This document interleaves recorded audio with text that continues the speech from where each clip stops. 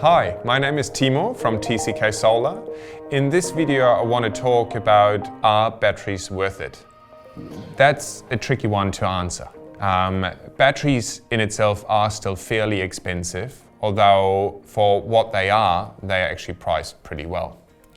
So let me explain this a bit more in detail for whom are batteries cost effective and for whom they aren't. Batteries are designed to be charged during the day and used at night. That's one core feature of a battery. The second feature of a battery is to give you backup power during a power outage. There's also the misconception out there that people say, I've got a solar system, if there's a power outage, I will still keep going. That is not true. Your house will only keep going during a power outage if you've got a battery connected to your system. So, two aspects to a battery: power security and using your own solar power at night. So therefore, when we look now at the cost savings and the payback of a battery, it all comes down to how much energy you're going to use overnight. If you use very little power overnight, so let's say you use only 5 kilowatt hours after sunset till sunrise, then you are saving 5 kilowatt hours. And of course, what we also need to look at is the difference between buying power and selling power. That delta between the two is currently growing. Power prices are going up, solar feed-in tariff is going down. But even if we say, let's pick a figure, the delta is 30 cents, then 30 cents times 5 is $1.50. So if you only use 5 kilowatt hours overnight, then a battery will save you $1.50 per day. Times 365 gives you roughly $500. When we install these days a Tesla Powerwall 2 and very soon the Powerwall 3, then that battery costs around $14,500 installed. So therefore, as you see, if you only use 5 kilowatt hours overnight and therefore save $500 per year, that's a very, very long payback.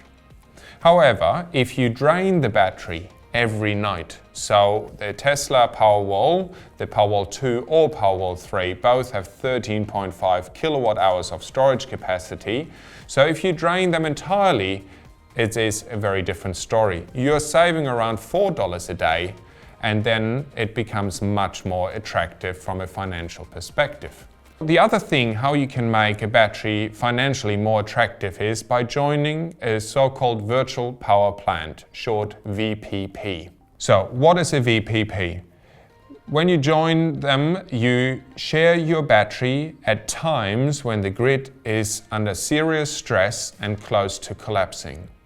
So everyone who participates in a VPP, the grid is under stress, the distributor sends an emergency signal, and everyone's battery starts exporting power into the grid, stabilizing the grid, and trying to prevent a power outage. Those events are not super often. They are somewhere 15-20 times a year and only last for half an hour to an hour to trying to prevent a power outage. The more batteries participate in this scheme, the higher the chances that the power outage can be prevented. So for joining a virtual power plant, again, there's lots of different offers out there. We have one we're very keen on because we feel it's the most generous one out there. They give you hundreds of dollars to sign up. They give you $20 a month for being part of the scheme. And they triple the feed-in tariff from currently the 3.3 cents as a minimum up to 10 cents. So if we factor in those extra benefits, what we are seeing more and more often is that a solar installation with a battery has a slightly shorter payback period than without a battery. And last but not least, for households where the household income is less than $210,000 a year, Solar Victoria currently offers an $8,800 interest-free loan for 5 years. That also helps you bring the initial investment costs down and therefore save on interest and make the whole project more affordable. If you've got any more questions in relation to this, please don't hesitate to reach out to us and we're happy to help. Thank you.